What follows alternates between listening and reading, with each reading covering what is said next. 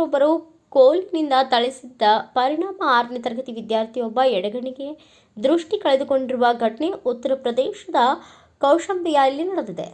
ಆದಿತ್ಯ ಕುಶ್ವಾ ಎಂಬ ಬಾಲಕನಿಗೆ 2 ಬಾರಿ ಶಸ್ತ್ರಚಿಕಿತ್ಸೆ ಮಾಡಲಾಗಿದ್ದರೂ ಆತನ ದೃಷ್ಟಿ ಮರಳಿ ಬಂದಿಲ್ಲ. ಆತನ ತಾಯಿ ನ್ಯಾಯಕ್ಕಾಗಿ ಜಿಲ್ಲಾ ಮಕ್ಕಳ ಕಲ್ಯಾಣ ಸಮಿತಿ ಮೊರೆ ಹೋಗಿದ್ದಾರೆ.